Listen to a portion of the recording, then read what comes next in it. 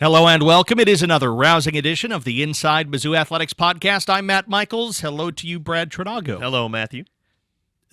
I thought you were going to have some sort of ready, pithy comment for me. Well, I was the Matthew was the pithy part. Oh, I was giving you your formal name. My government name? Yeah, exactly. Yes. Okay. Well, I don't think that's pithy. I just think that someone's coming for me whenever that happens. So I'll keep my eye out over my shoulder while I remind you that our friends at Shelter Insurance power the podcast. Shelter is ranked #1 in customer satisfaction for auto insurance in the Central Region by J.D. Power 6 of the last 7 years. We're your shield and we're your shelter. And Tiger fans say aloha to Hawaiian Bros, where the island-inspired flavors are positively delicious. You'll love favorites like Huli Huli Chicken, Luau Pig, and the delectable Dole Soft Serve. Hawaiian Bros is just south of campus on Grindstone Parkway. Order them online at hawaiianbros.com. You want to talk hoops? We can. Yeah, we got some basketball stuff to get to. It's been a very solid start on the men's side of the basketball season, and some of the key pieces to that run were made available to us recently. Yeah, we had a chance to do some more one-on-ones in the middle of the season, which thanks very much to the basketball program for making these guys available after practice so we could introduce you to more of these Missouri Tigers. I feel that this is even more important now. I mean, we're in the era of either you have freshmen or you have transfers from somewhere else, and everybody has met, Caleb Grill and Tamar Bates over the case of the past 2 years, but they might not have met or gotten to know some of these players. So we're really happy to bring them to you. We've got 5 to bring your way, and we'll start with a couple of guys who patrol the center. One of them you've seen, and one actually you still haven't on the floor, and it's really hard to miss him. We were looking up from a seated position at this individual, but he's working his way back in. Of course, you would understand him to be freshman Trent Burns, but also a freshman you have seen. We'll start off with. Why don't you enjoy the conversation we have with Trent second, and first, Mr. Peyton Marshall. Joined right now by a Tiger freshman center out of Atlanta, Georgia. It's Peyton Marshall with us here on the Inside Mizzou Athletics podcast. Welcome belatedly to Columbia, and the chance that you and your teammates have had to have a good run to start the season has to be about everything you could ask for coming in as a freshman, I'd guess. Yes, sir. Thank you for having me. So as you made your decision and said, I'm going to go to play at the next level, what made Mizzou, Coach Gates, and this place stand out to you? Location was one thing. It's close to my family. I got a lot of family up in St. Louis, and then all in all, just like the plan that they had for me, I feel like it was very set in stone. It was no dreams being sold, and it was something I could really base myself off for the next few years to get to where I want to go, which is the next level. Yeah, and as you assess that as a high school athlete, what is it about that stands out? Is it the place? Is it the people? Is there something that jumped to the top of your mind? No, the place was cool, like I said, but really it was, like I said, the people around, Coach Gates and all the Coach Summers, having somebody my size to be able to coach me at my position is a plus always as far as getting to the next level, being that he's seen the things that I'm trying to get to. So, yeah, the people around here was definitely a big jump start. We talked to Coach Summers, and he was excited about the chance to work with the big guys on this team. What is it that you've learned from him that has helped your game already? I'm a big guy. Most big men, some of them are kind of like not as big as me, don't have the frame that I have. So he just taught me that like my physicality is enough. Coming from the league that I played from and like OT and all that, being physical, being in the SEC is kind of similar. So they trying to tell me it's just like, be physical, but don't be over physical to it looks like you just like manhandling and playing football on the court. So just kind of teaching me new things and being able to like fully develop and get into my body and stuff, not overdoing it. Yeah. Has there been something that has stood out from these first, 17 games or so that you guys have been able to play that really said, I belong here. I belong on this floor and I belong at this level of basketball? Just winning, of course, and then being able to hold my own. I feel like, it's not about the points and all that I scored, just being able to like guard guys, stay in front of them and block shots, rebounds, and contribute and add to my team in some way. When you talk about the family from St. Louis, when they found out, hey, I'm going to be a Missouri Tiger, what was that reaction like? They're a little older, so the Facebook was jumping, I had the old family members. They was all happy to see me coming back. My cousins and stuff was hitting me up.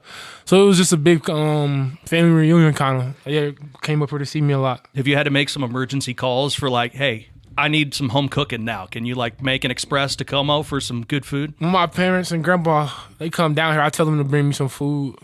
Nothing too crazy though, no. What's your favorite? It's a place on the south side of St. Louis called I can't think of the name of it right now. I can't really give you out a secret though. I'm gonna keep it a secret. I see. Yeah, no, the secrets are really important, especially to a big guy, right? Because like you come in order in doubles or something like that. Oh, that's crazy. No, I don't get no doubles.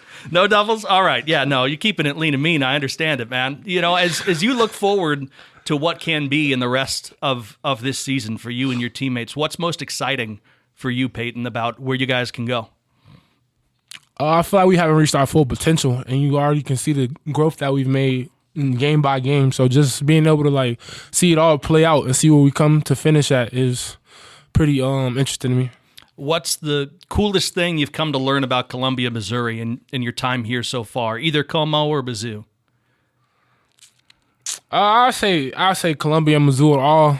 I'll just say like the people, you know, looking at from where I come from, Atlanta, Georgia is a big city, so it's like nothing compared to like the whole like ripping and running every day, the city life. Just being able to like the people were real welcoming and friendly and not too uptight.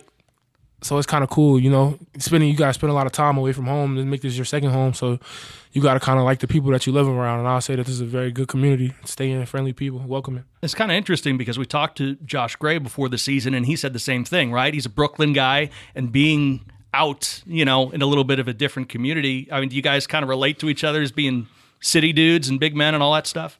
No. But I will say, yeah, like you said, the whole city aspect is different, you know, like Atlanta. I mean, you can look on the news and see what's going on out there, and then just coming here to be able to get a peace of mind and quiet. It's not as much ripping and running, like I said. The traffic, one big thing. You know, back it take you 20 minutes to go down the street. Up here, it take you 5 minutes to get everywhere. So that's kind of cool, you know, just a change of scenery. Yeah, absolutely. Well, I know the Tiger fans are happy for the change of scenery for you and glad that you picked the black and gold this season. Peyton Marshall here with us on the Inside Mizzou Athletics podcast. Great to talk to you and look forward to the best for you and your teammates as we go forward this year. Thank y'all for having me, MIZ. Tiger fans, say aloha to Hawaiian Bros, where the island-inspired flavors are positively delicious. You'll love favorites like Huli Huli Chicken, Luau Pig, and the delectable Dole Soft Serve. Hawaiian Bros, just south of campus on Grindstone Parkway, or order at hawaiianbros.com. We got a 7'5" freshman with us now from Cypress, Texas, in the Houston area, Trent Burns. And Trent, we haven't gotten a chance to see you on the court yet, unfortunately. Just health-wise, how are things coming along for you? Definitely making a lot of progress off the court. Looking forward to hopefully getting to play soon. Whenever you do get that opportunity to get on the floor, what should Tiger fans expect from your game? Just a versatile big man, block a lot of shots, very skillful, both sides of the court, and just defensive anchor. There's a 7-footer who's on Coach Gates' staff and Rob Summers, who's had success at the college level. He's got some experience playing professionally. What have you been able to learn from him? Just like little things, like I couldn't even count on my hands how many things he's told me. Just little things working out day in and day out just helped me a lot in the transition from high school. There are a lot of folks who are also, 7-footers or in that range that are on this roster. Peyton Marshall, who we talked to on this podcast. You've got Josh Gray, who's got experience playing in this conference. What have you been able to pick up from going up against them in practice? Definitely the physicality. Seeing Josh and Peyton, they're a lot bigger than me physically, so just matching their physicality day in and day out has definitely been a transition, but I think it's going to help me in the long run. I guess that's a big part of this process, especially now that you're not able to be on the floor at the moment, is developing your body. So what are some of the things that you've been doing in the weight room and the cafeteria or whatever to bulk up and get ready for conference play down the road? Just eat, just putting on as much weight as I can. I'm up 25, so just looking to keep gaining more weight, getting bigger. What's the go-to? Is it food, like typical food, or is it like protein shakes and special stuff? Yeah, definitely protein shakes. Drink one every day, sometimes 2 a day. It's been definitely helping me out. A lot of folks, I'm sure, listening that are jealous that you have the opportunity to just eat whatever you can get in you. Cypress, Texas. Tell us about life growing up there. It's basically Houston. I stayed in Houston for a lot of, that's where I worked out. That's where I did everything. So just Houston life is Houston life. Big city, a lot of different places you can go. Has there been a big difference, big adjustment for you in terms of going from that big city life to more of a college town, smaller atmosphere? Definitely. It's like there's no traffic here. There's traffic everywhere, 30-minute drive everywhere. There's a lot less, like, bigger chains here. There's a lot more hole in the wall, like mom and pop places to eat and stuff like that. That's probably like the biggest change. You've had a front row seat to some pretty exciting games already this season. The KU game at home, the Florida game on the road, just a couple examples of that. What's that been like for you to get, not on the floor yet, but still get a taste of what it's like in terms of major college basketball? The atmospheres are crazy, and just seeing it firsthand how people play on the court, and not only the SEC but other good teams in the NCAA. Just preparing myself mentally for when I get out there. You've got twin sisters. Did they ever are they older or younger than you? They're younger. They're younger. Despite the fact they were younger, were they still able to work any of like the twin ESP type of stuff on you growing up or anything like that, and mess with you because they probably can read each other's minds better than you can? Nah. They didn't pull nothing. So were you more kind of like authoritarian older brother? Were you keeping them in line the whole time? Yeah, I'm 7 years older than them, so it's not much they can try to do on me, trick me. That's a good point. That's a pretty big gap. What are you focusing on academically, Trent? Keeping my grades as high as I can. Do you have an idea? I mean, you freshman year, so just one semester in the book so far, but do you have a thought? Whenever basketball is done, do you have thoughts on what you want to do professionally? Definitely stay around sports, maybe management or trainer, something like that. I just want to stay around sports. We're looking forward to seeing you out there on the floor soon, Trent. Thanks a lot for your time. Trent Burns. Yep, thanks for having me. I think that you can tell that both of them are comfortable with where they are. I guess maybe Burns not in a literal sense since he's not been able to take the floor yet, but learning and understanding that there are going to be times when the name is called, but those times may be infrequent. It doesn't seem from our conversations with them that there's any sort of grief about that. They're bought into what's going on, and success is happening right now. And I think for both of them too, it sounds like Burns is tracking towards being able to play, which would be great. Sure, it's always interesting whenever Peyton Marshall's the short one out of the two that you talk to, but that is the case with Burns checking in at 7'5", and obviously you can't teach 7'5", so you can see the potential there with Burns, and he's not afraid to, from what we've seen in the past in his career, being able to even step out and hit some outside jump shots. So an intriguing skill set there. Peyton Marshall, 7 foot, 300 pounds roughly. You see the potential there for him. We've seen flashes on the court already from Marshall of what he's going to be able to bring to the table. Not just the fact that he's a large human, but he's got some pretty good court vision, seems to have a really good sense and awareness of what he's doing out there on the floor, and a lot of potential really for both of those guys. And you can't teach 7 foot, you can't teach 7'5", and on top of that, they both seem to have really solid skill sets and big potential. I cracked a joke about doubles, and I didn't mean it in a disrespectful way to Peyton Marshall. I just don't know. Like, when you're built as a big human, I don't know how you don't need more fuel to fuel that engine. You know what I mean? And he's actually, you look at his high school tape, he's kind of slimmed down since he's come to Missouri. He's very athletic, and I think that his skill set has already translated to the floor to the point that Dennis Gates said on Tiger Talk this week, hey, I wish I'd played Peyton Marshall more in that game against Texas, and I didn't find a way to get him in. He's already a very key contributor to this team. Sure, you contrast that with Burns, who at 235 is still a skinny-looking guy at 235 pounds. That gives you an idea of how tall he is, but talking about basically just eating everything he can fit in there. So a lot of protein shakes and stuff. And, really, it could end up being a bit of a blessing in disguise for Burns to take, if it's not the whole year, at least part of this year, to bulk up and really get ready for the rigors of the SEC. Well, you've seen the young man from Florida who can just dunk standing on his flat feet, right, Olivier? So Burns might have some matchups with him in the future. Well, he's the only guy, I believe, in major college basketball who's taller than Burns, if I'm not mistaken. So yeah. Burns, again, you can't teach 7'5", and so that's part of what Burns brings to the table. Yeah, we're looking forward to seeing him on the floor, hopefully sooner rather than later, for the black and gold. So we downsized. Not that either of these are small individuals, certainly not compared to us, but we went out to the wings and then got to hear from a couple more Tiger freshmen who you have not heard from yet here on the podcast.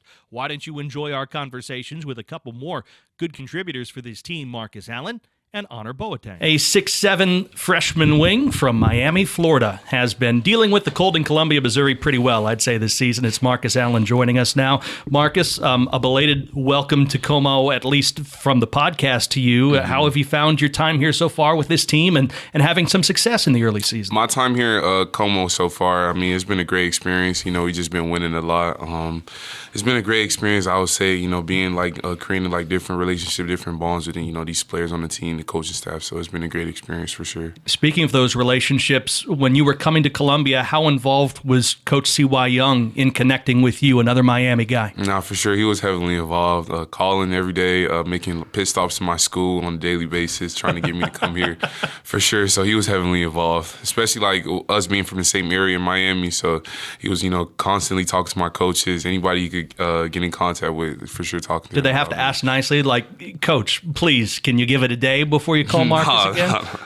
No, they weren't doing none of that. So my high school coach and CY are actually best friends, I would say, for 20 years. So they was constantly, it was like a duo recruiting me, basically. So it was every day. So when you got here to Columbia, how has it matched the expectations or the hopes that you've had for the place and the people and Coach Gates and everything about Missouri and Columbia? Coming in here, I knew it was going to be I would say a hard experience, especially on the court, coming out every day, giving it your best, giving it everything you got. So I feel like it met expectations very well. Yeah, and when it comes to, translating it on the floor, you knew that this would be a really difficult assignment going into Division I basketball, but how do you feel like you have adjusted to and have blended yourself into not just this team, but the style of play that you get at this level? I'll say I'll just carve them out myself as trying to find a role. Anything to get myself on the court, whether that's rebounding defensively, just anything to get on the court and get some quality minutes for sure. That I'll say that's how I got acclimated to playing on this level. How is it playing on a team where you understand that you and anybody else, if you're not in the starting lineup, your number could be called for 10, 20 minutes a night, depending on the matchup? Does that keep you at, I guess, a heightened state of readiness throughout the season? Mm-hmm. Just being able to every game, never know when your number is getting called, just being ready for that opportunity at that moment, especially us being freshmen. You never know. One day it might be our game, one day it might not be. So just being ready and just being, ready for the moment. I know there are a lot of great moments left to right for you and your teammates this season, but does one stand out from the early going as one that's especially special to you? I'll say probably beating Kansas. As a freshman coming in with that experience, with that crowd, with that environment, especially getting that win at home, that was big early experience for me. I know that Coach Gates was trying to impress upon you guys, and I'm sure especially you new players, about what that means. Did you hear it maybe before the game and then realize during the game, oh, this is what that actually feels like and means to the folks around here? No, for sure. During that week of practice, we were practicing on with stadium, with crowd noise and stuff like that, and actually getting coming to the game and seeing how packed it was. It was surreal. It was a surreal moment for sure. Now, it says on your player page that you're going into journalism, or at least studying journalism at the university. Have you stuck with that here? I'm gonna be honest, no, but I do want to pursue journalism. I want to become a sports broadcaster when the ball stops bouncing for sure. But right now I'm going into sports management. I was going to say, that's a pretty difficult thing to juggle at Mizzou, doing one and the other at the same time. What about that appeals to you, though, sports broadcasting and journalism? I just wanted to stick around basketball, being able to talk about the sport that I played, being able to know the X and O's of it. I feel like it will be easy topic to talk about on a daily basis for sure. Well, you're doing pretty well right now, and I know we only have a few minutes, but look forward to seeing that for you in the future. As you go throughout the remainder of this season, what are ways that you think this team can still grow and improve, even though you've had so much success in the early going? I'll say just staying connected. We're having a lot of highs right now. Just staying even keel, honestly. Approaching every game like we're 0-0. So I feel like that will keep us, keep going and keep winning, honestly. If it's not the warm weather, we'll take that out of the equation. What's one thing that makes you say oh man, I need to be back home in Miami? I'll probably say my grandmother's cooking for sure. Is that right? Yeah. Throughout my high school, coming home every day to my grandmother's cooking, that was the main thing I was looking forward to after every school day, for sure. What's the favorite? Rice and chicken. Oh, and, yeah. Plantains, fried plantains, for sure. That is a Miami twist, 100% with the fried plantains. I hear you there, man. Well, I know that you'll have a chance for some of that, especially when the season's done. Mm-hmm. Right now, we're glad that you're in Columbia. Marcus Allen joining us right now. Appreciate the time, Marcus. All the best to you and your teammates as you go throughout the rest of the year. Thank you. This episode of Mizzou Storytellers on the Inside Mizzou Athletics podcast is brought to you by Sophia's and Addison's Restaurants. Sophia's and Addison's Restaurants are great local spots to visit before or after all Mizzou home games. Addison's has 2 locations in Southwest and downtown Columbia and features over 20 beers on tap, including local brewers and, of course, their famous Nachos Bianco. So remember, before or after the game, stop by Addison's. 6'6" freshman guard from Little Rock, Arkansas, Annor Boateng, is joining us now on the Inside Mizzou Athletics podcast. Just first of all, what has this experience like been so far for you playing here at Mizzou? Yeah, the overall experience has been great. A lot of great people to be surrounded with. Coaching staff, no problem with them. Just love them. Players too, just a lot of love, and like just that whole love and family environment that I've been around just made this whole experience been great. From the state of Arkansas, like I mentioned, what was it initially that appealed to you about coming to Mizzou? Mainly just like the environment. Like it's basically just like Arkansas, Little Rock, where I come from, just like a small town, nothing too big, just easy like to make real cozy. So it was just like a good environment to like just get acclimated to, and just the coaching staff as well. Like I said, Coach Gates and their whole his team made a great family environment. It made it like really easy to adjust to them, really easy to just connect with them, and that was like one of my biggest selling factors. You've had an interesting run so far in this freshman year. As we're recording this, you've had some games where you've started. You've had some games where you haven't played at all. What's that experience been like? Because I mean, you were a highly touted recruit. You're a guy that I'm guessing logged a ton of minutes, especially at the high school level. What's that been like to have different roles depending on the game? Yeah, I mean, it's just the overall learning experience that I'm learning too. Just a big thing to just get acclimated to, especially coming to college. Like, there's a lot of things I still have to learn, so I feel like coach is just putting me in different positions so I can like see it from different viewpoints, and I'm just picking up everything that he's given to me, like, and it's just the overall big learning experience, and it's helping me just fall in love with the process all over again. So just building my way up, and everything's gonna come to light at one point. So. Speaking of learning experiences, academically, how are things going so far in the classroom for you? Oh, they're going good. The only class I probably had a struggle with was trig, but me and Trent Burns were in the same class, so we were just study buddies the entire time. But overall, it's been good though. Like college is like, it's like not what I expected, but kind of what I expected at the same time. Because I feel like in high school, like they try to like, I don't know, scare you into like just thinking it's something crazy. But it's like, honestly, it's more relaxing in my opinion. So, yeah. Yeah, I remember, at least for me, I was in a similar boat. I don't know if you're going to go this route or not. I took it was statistics, not trigonometry, but I took a statistics class my first semester of freshman year. I didn't take another math class the rest of the way. Yeah. So are you getting some of the gen ed stuff just out of the way? Is that kind of the plan for you too? Yeah, that's kind of the plan for me too. Luckily for me, I actually took statistics in high school, did AP statistics. That was pretty hard. That's probably one of the hardest classes I've ever taken, even compared to the college courses I'm taking.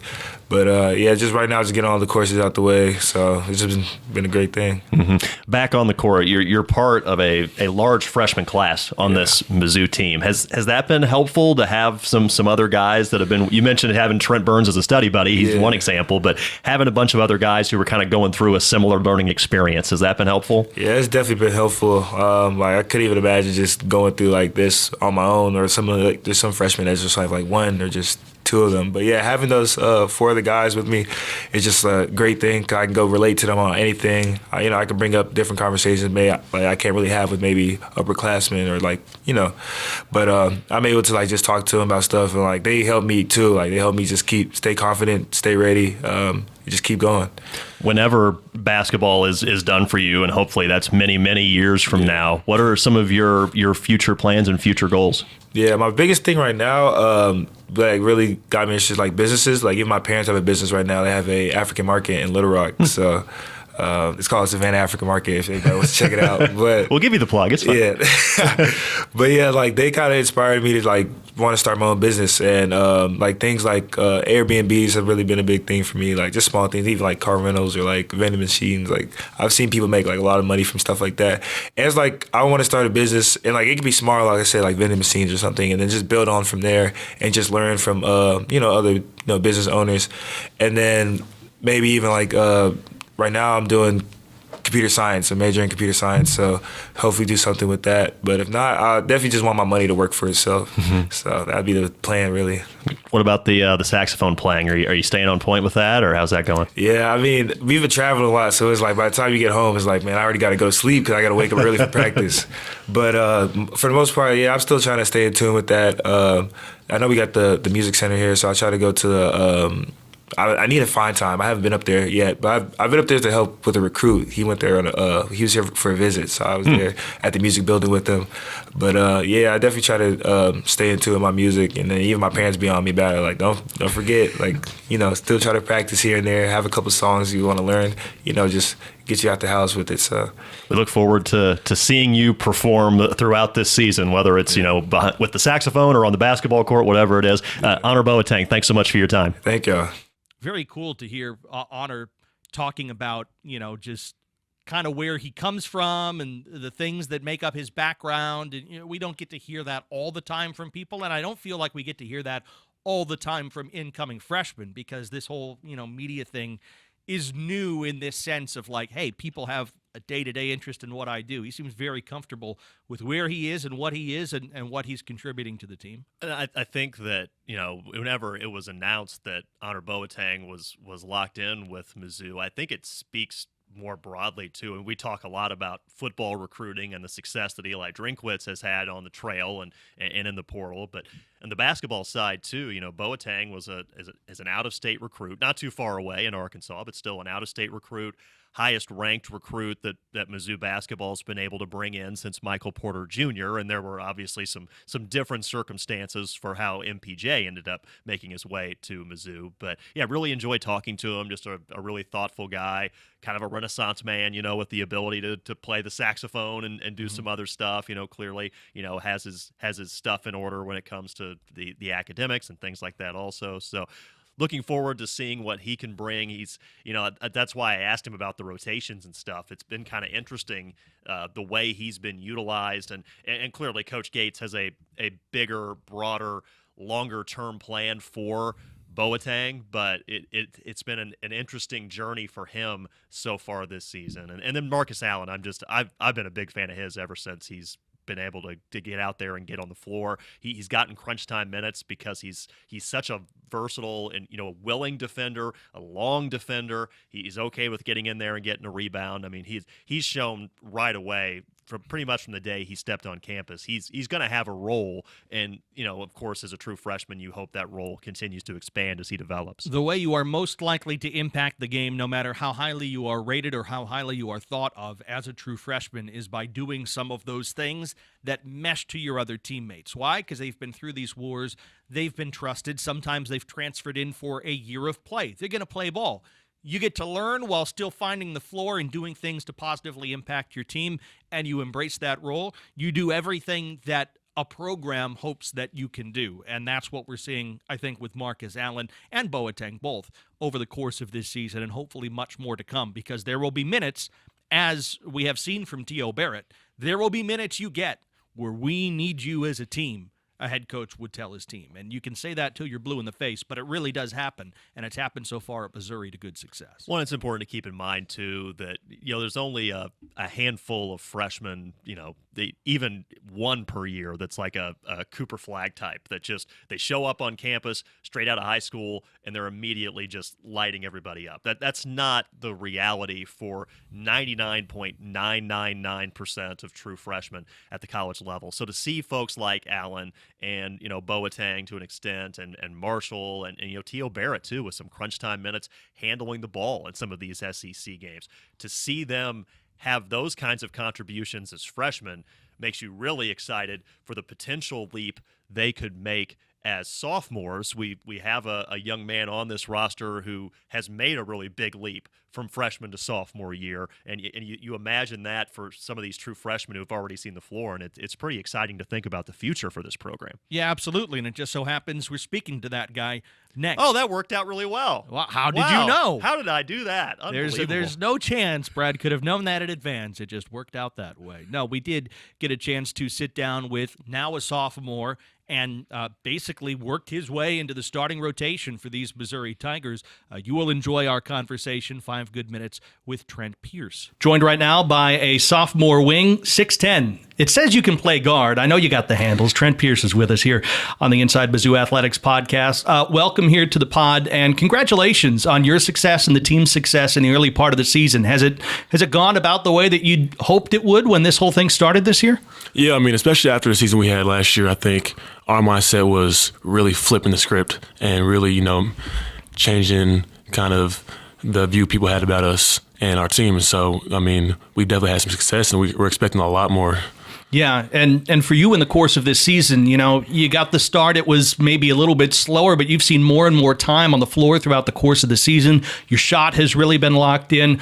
How do you feel that you have progressed as an individual as this thing has gone on?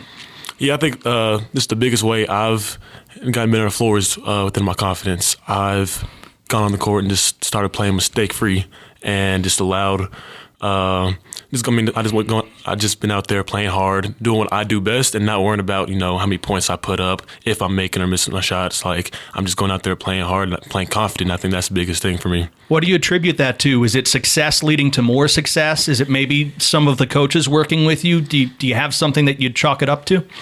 I just say my faith. I went through a lot of struggles, high school and my freshman year of college, and God really put me back on my path, and I give him all the glory just because he's allowed me to play confident. He's allowed me to just know that he has a plan for me, and I'm able to play like with this weight off my shoulders. Like, it's just, I'm out there playing free, having fun, and that's the biggest thing for me. My coaches have been a big key as well, just giving me and instilling that confidence in me, allowing, just like Gates telling me, shoot the ball. He gets mad at me when I don't shoot my shots, and so little things like that have really been key. Yeah, it really was not the freshman year. I'm sure you would have imagined. You had to miss all that time with an illness.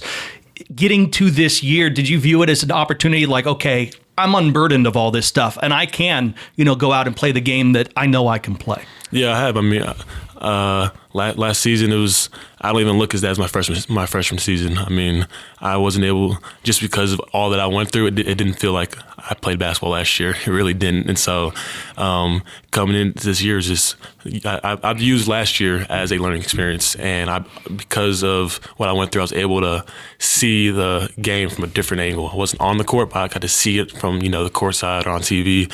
I was really locked in, and I was able to learn things from some of my older vets as well, and so I was able to use that as a learning experience to really skyrocket this year. I'd like to go back to when you came to Columbia, Missouri. How does someone from Tulsa, Oklahoma make it to Como, and what was that process like for you? It was a great process. I mean, it wasn't my first time being away from home, and so it was an easy transition for me, an easier, at least I'd say. And I mean, it's a 5-hour drive, so I still get to see my family every once in a while. And that's not terrible. They come up to basically every home games. This year's been a lot less because now my brother's playing school basketball. But I mean, it's definitely not as it's not a huge distance like a lot of other guys who don't get to see the family as much. So I think being able to have my family right there at games after games, I'm able to talk to them a lot more. Really, definitely helps. What is it about Mizzou and Columbia that has really kind of held a place for you, and this is something that you really enjoy about where you are right now? I mean, people like to call me like a chill guy. Like, I'm quiet demeanor, things like that. And so I'd say Columbia doesn't feel like a huge city, and it's not, but there's a good amount of people here, but it doesn't feel a whole lot. It doesn't feel like it's too much for me. I'm able to have my peace and quiet. And then if I go out in public to the mall or something, there's still a good amount of people to where it doesn't feel like overflow with a bunch of people coming up talking to me. Like, it's just a chill place, I'd say. So I mean, I like that about Columbia. Now, you mentioned that your family gets to be here a lot for games. Your mom actually is a professional basketball player. She played in France. So what are those conversations like sometimes after a game where mom sees something and all of a sudden you have coaching points from the staff and then you have coaching points from mom, I guess, every once in a while? No, I definitely do. I've had those conversations with my mom that when I see my family, I want to just be able to talk and with normal conversations, not have to, be focused on basketball because my whole life is basketball. So when I see them, I'm like, let's not talk basketball. She takes it easy. Yeah, so she's learned. She's definitely learned from some of the conversations we've had because we've had some, I wouldn't say arguments, but some disagreements on certain things. I'm like, Mom, I just don't want to talk about this right now. And so she's definitely learned, but she's also very helpful. Like you said, she played professionally, so she sees a lot of things that I might not see. And my dad's the same way. He didn't play, but he still was a great player. If y'all saw him play, you'd think he played college basketball. You'd be surprised. And so they're still able to give me pointers every once in a while when they see something. Well, I'm sure they're very proud of how this season's going and the college career of Trent Pierce, who joins us here on the Inside Mizzou Athletics podcast. Trent, we appreciate the time with us today. All the best to you and your teammates as you go throughout the rest of this season, and more success to you. Yeah, thank you. I appreciate you for having me. MIZU. I think Pierce's story can be the story for those freshmen, kind of as you alluded to, Brad. Yeah, he was sidelined and said himself he didn't really feel like he had a first season, but he did certainly learn some things, and he did pick up the program. And having basically played his way in as a starter, both with his shooting and with improved defensive principles, I think is a template for the rest of this fantastic freshman class on how to impact the game right away and grow into your role with this Missouri team. 6'10" and can shoot the ball from three, so you've got those two things in your favor right away. But like you said, rounding out his game, that dunk on that drive to the basket against Florida is a heck of a highlight reel play for him that really stands out so far from his sophomore year. But, man, when you have a guy who's 6'10" and can shoot like that, it just really puts so much pressure on a defense, because what do? Do you put your 6'1" guard on him, and then he could theoretically go down to the block? Do you put somebody bigger on him? And then Pierce has shown again with that dunk against Florida that he can go around you and get to the rack and finish it. He's really progressed from freshman to sophomore year, and really excited to see what's coming up for him, even down the road as an upperclassman. Yeah, excited for what's down the road this season for all of them, truly, because there is an SEC grind yet to go. We will talk a little bit about the most recent results and what's ahead for Mizzou men's hoops and the rest of Mizzou Athletics, but that is after you hear a word from our friends at Shelter Insurance. This episode of Mizzou Storytellers on the Inside Mizzou Athletics podcast is brought to you by Shelter Insurance. Ranked number 1 in customer satisfaction for auto insurance in the Central Region by J.D. Power 5 out of the last 6 years. We're your shield. We're your shelter. And the podcast is also powered by Socket. Socket Fiber is now available. It's the fastest, most reliable internet combined with local service and simple billing. Contact Socket today for voice data and internet services for your home and business. 1-800-SOCKET-3 or visit socket.net. And Sophia's and Addison's Restaurants, which are great local spots to visit before or after all Mizzou home games. Addison's has 2 locations in Southwest and downtown Columbia and features over 20 beers on tap, including local brewers and, of course, the famous Nachos Bianco. So remember, before or after the game, stop by Addison's. The only thing faster than Caleb Grill's release from 3 last week is Socket Fiber, in fact. I don't know if you knew that. Well, even a fast release this week at Texas. Unfortunately for the Tigers, it wasn't enough. I look at this 61-53 loss in this sense. One is that if you just made 2 more field goals throughout the game, you got a 1-possession game at the very finish, right? You didn't shoot particularly well. 31%, you got to give some credit to the Longhorns in that, but only 4 of 22 from deep. We had not seen a shooting night like that from Missouri in a long time from long range. And yeah, they were 19 of 27 from the foul line, so they left a few points out there as well.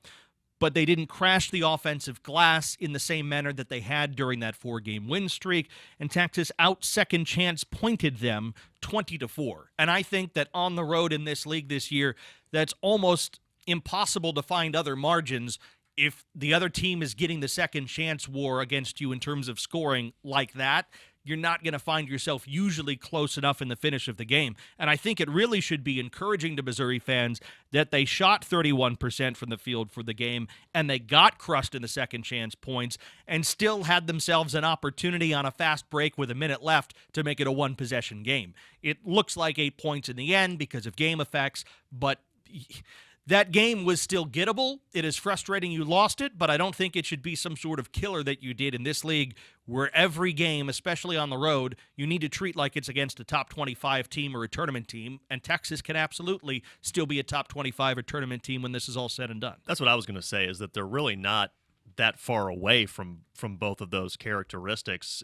And so, I mean, if you just looked at the conference standings and saw, oh, man, Mizzou lost to a team that was 1-4 in the league coming in, then you would feel pretty disappointed about it. But when you take a look at, like, from a national perspective, like, they're not separated by very much in the net. I hadn't checked it as of Thursday morning, but they're separated by less than 10 places, I believe, in the net ranking. So Texas also has the resume of an NCAA tournament team if you just look at, like, net rankings and things like that.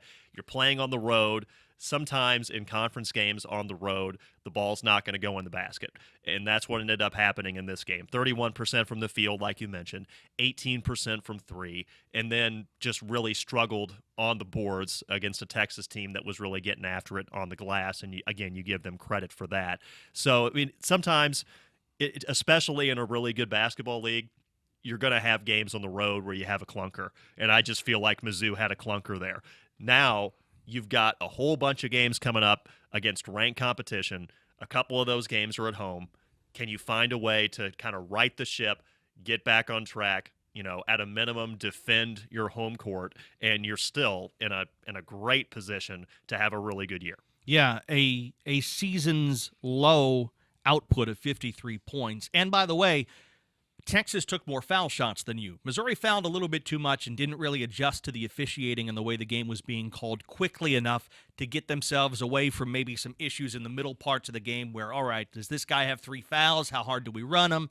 This and that. I mean, Dennis Gates is going to use his rotations, but you could have seen maybe some higher minutes logged by Trent Pierce and Tony Perkins, who had only 18 and 19 minutes respectively, if they're not in foul trouble. And Coach Gates mentioned that on Tiger Talk, which you can find on our Inside Mizzou Athletics podcast feed. He said, listen, why did the foul situation impact us? Because it appeared it did when it comes to playing with our instincts, which was the number one thing he was talking about after a road win at Florida. Play with your instincts. And does that come into play in the back of your mind? Do you not get as aggressive when you know you're sitting on 3 or 4 fouls in the middle of the game? I think that played a role in this one as well for Missouri. And if you learn from that and you take that lesson and you apply it to future games, you probably won't have that problem. But that did play a role in what happened there. And it's not anything to be ashamed of. In this Southeastern Conference, teams are going to take losses.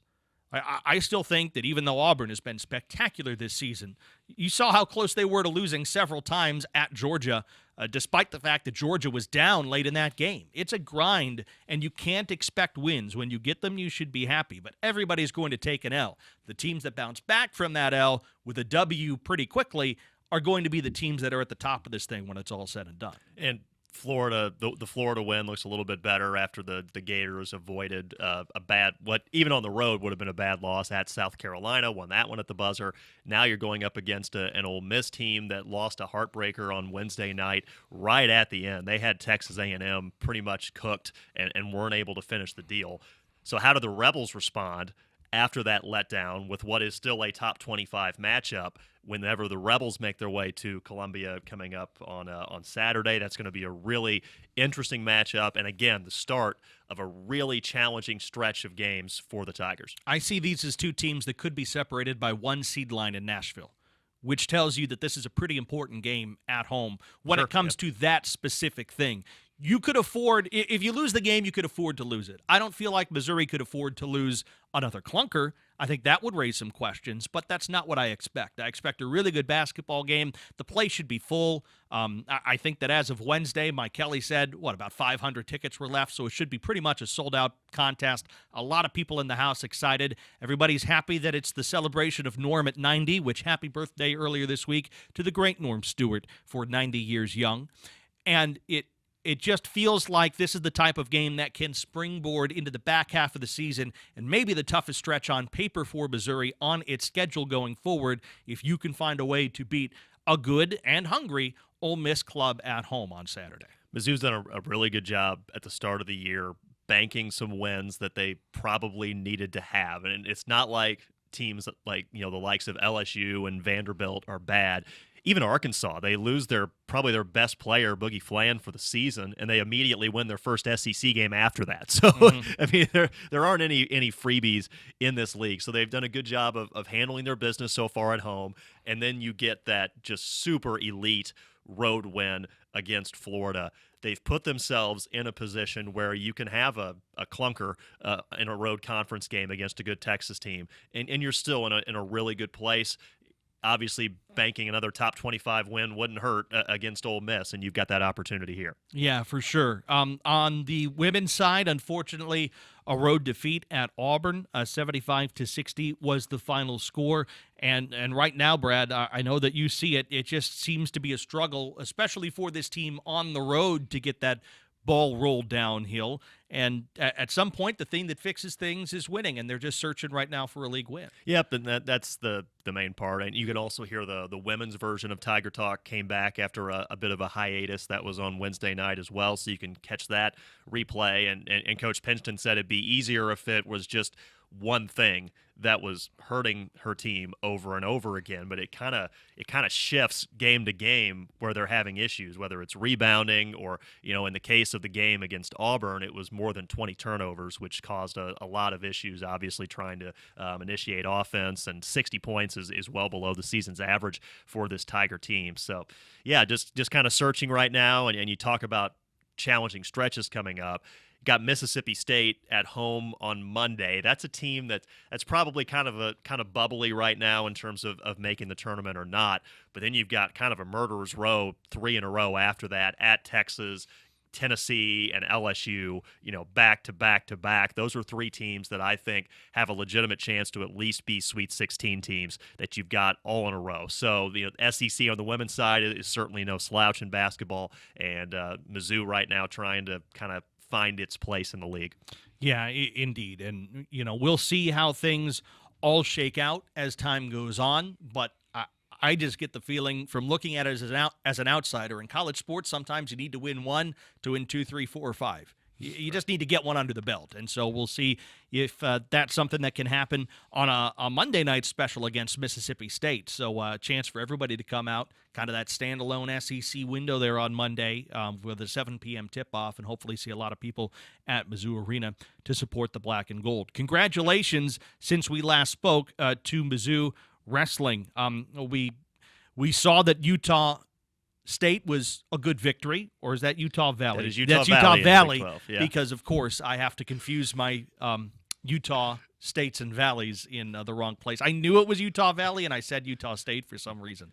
Their lake is really salty, too. They're not in Logan. They are elsewhere from Logan. But Utah Valley was hard fought, and just a chance to get a victory at home inside the Hearn Center. My goodness, it was, coming back to the Hearn Center was the craziest part of that, because they wrestled Beauty and the Beast before that. So Mizzou Wrestling gets that. And then one that I think is maybe cathartic against Arizona State, and that was a 21-15 team win. Had some upsets, if you'll call it there, of unranked over ranked for the Tiger Wrestling team, which has dropped to number 23 in the nation. I mean, think about that. We're talking about a season bedeviled by injury, and Missouri is still 23rd ranked in the nation. I mean, you still have to be considered one of the best programs out there. Cade Moore, big props at 133 over the 23rd ranked wrestler from Arizona State. And you saw some major decisions. You saw some bonus points for Missouri, which is what has to be very heartening as the Tigers go into a big one over the weekend against West Virginia in the Big 12, which I think, if you want to talk about momentum towards the end of the season, still without Keegan O'Toole, who's not wrestling in the month of January, getting one at home against West Virginia on Sunday would be huge for Brian Smith's wrestling team. Certainly would. Yeah, put together a couple in a row. I mean, you mentioned Cade Moore. I mean, that was a major decision win, too. Moore unranked. Yeah, it was dominant against a ranked opponent. So, that was the difference. I believe it was 5 wins apiece, but Mizzou was able to bank some points. They got some more of the major decisions that you need.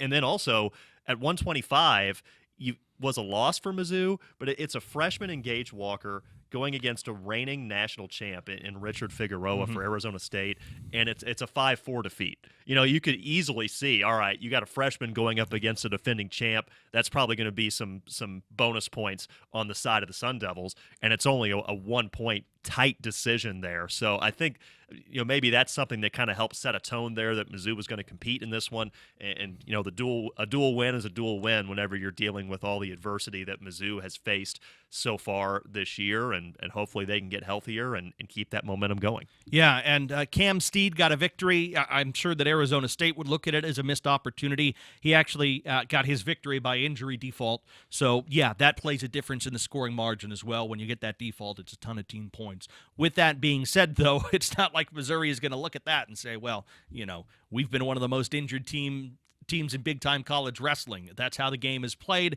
They've given up their share of injury defaults over the course of this season, sometimes not even wrestling someone at a certain weight because we don't have anybody ready to go. They did wrestle, by the way, despite not listing anyone at 184. Logan Cole wrestled Cale Valencia, and Cole gave Valencia all he could handle. Actually, he got a back swipe near the final horn against Valencia, but it was just one. He didn't score any points on it, just didn't have the time for it. But he gave a very good effort after again, nobody was listed at that weight class for Missouri going in there, and Cole said, all right, he took the bell when Coach Smith called and had a very representative match. So I think that's one that kind of gets Missouri back on track, so to speak, and we'll see if it can lead to a ranked team win in a duel against West Virginia. And if it does, I think that, things will only likely be additive for Mizzou wrestling going on throughout the back half of this season and still give them a chance to get as many as they possibly can to the ultimate goal, which is the NCAA tournament. Got the Oklahoma swing coming up, too. That's kind of looming and not too far away from now. So you certainly want to be in it as maybe not top form, but as top of form as you can be with the Sooners and Cowboys on the horizon back-to-back on the road. And those Cowboys, I guess, just announced that next year they have a National Duels Invitational where they're going to give prize money to the teams that are winners and all the stuff. Like, hey, I think I see something in Missouri's future that they might want to take a part in terms of big-time college wrestling. That'd be pretty fun. Cool idea and something to kind of build momentum for college wrestling and build awareness in the early season. Yeah, absolutely. When it comes to everything else going on across Mizzou Athletics, I mean, we almost have too much to talk about. Swim and dive, track and field. You have a whole laundry list written out because I know, keep copious notes at all of these events. You are in attendance for all.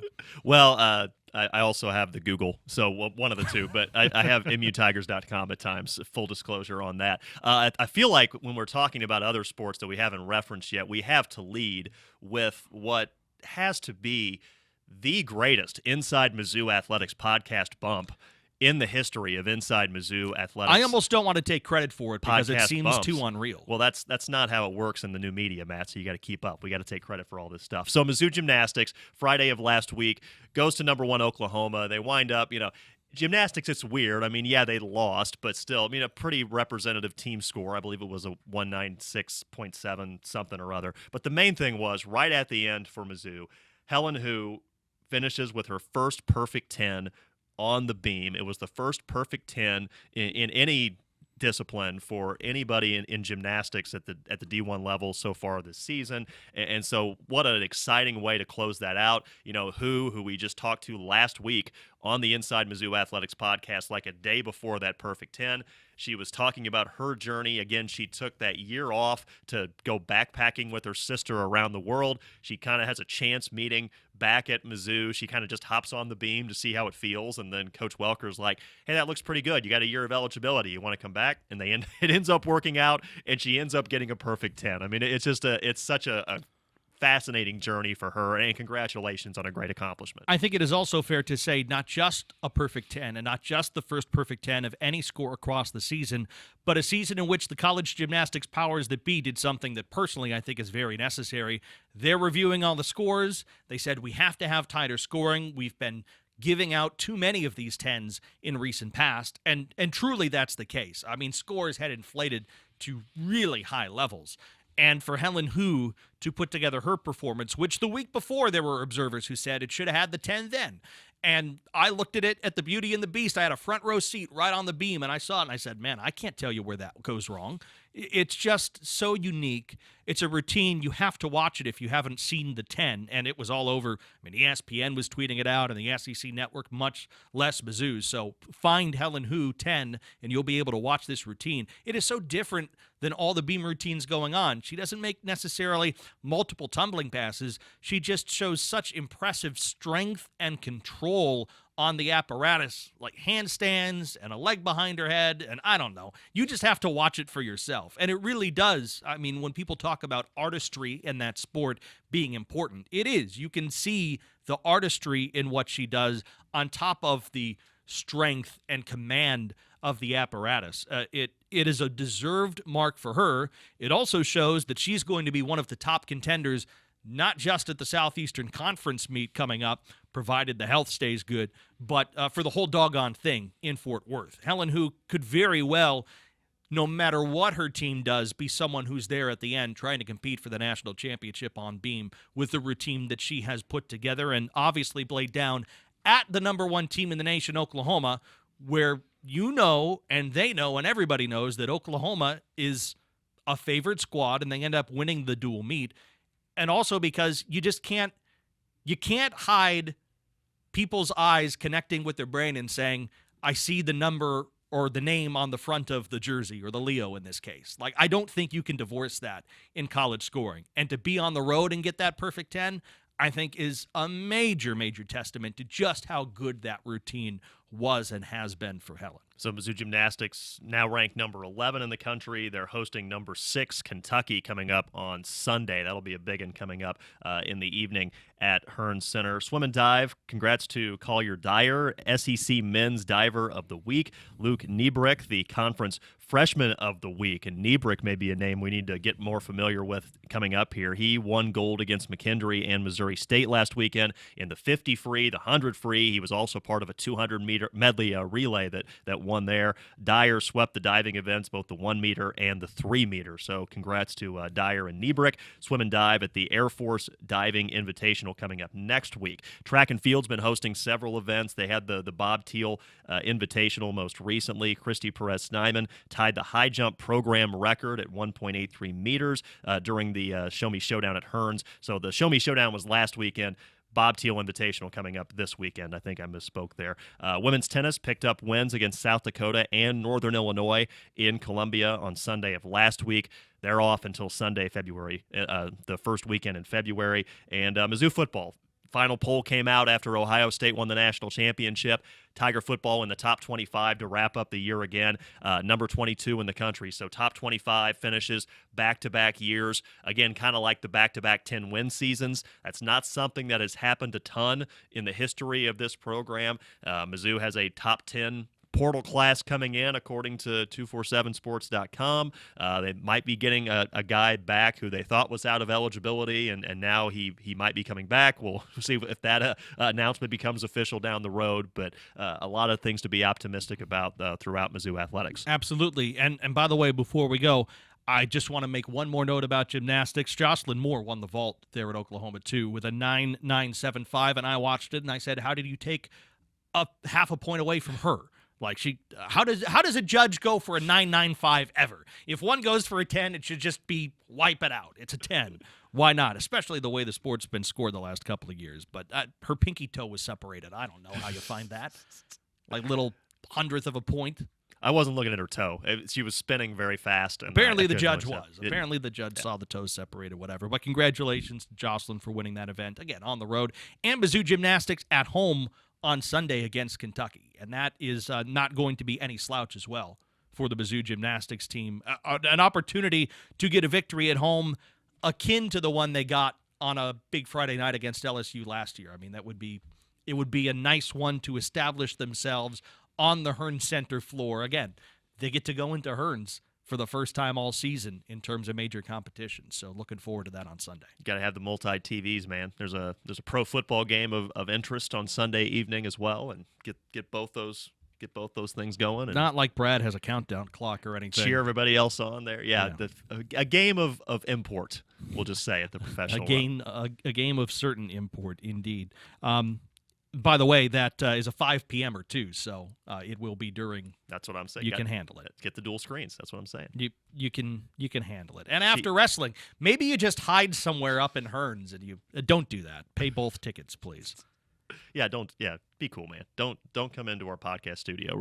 We'll lock the door here before we wrap up here at Hearns. No safe harbor here. You have to be a paying customer for both, for wrestling and gymnastics at the Hearns. I don't think we missed anything for the first time ever. Sounds good to me. Baseball and softball are coming up. We'll have more on those as we go forward into the spring season. For now, we've done about all we can do. Big thanks to all of the Mizzou men's basketball players for joining us here, and special thanks to Jason Vineski and Dave Matter for helping set that up for us over at Mizzou Arena recently. And thanks very much to Andrew Bristow for sitting there and taking it. He has to listen to this podcast for the first time, and you've listened to it, and we hope that you both have enjoyed it. Andrew and you listening. Brad and I always like it. For Brad Trinago, I'm Matt Michaels. We look forward to talking to you next week on the Inside Mizzou Athletics podcast.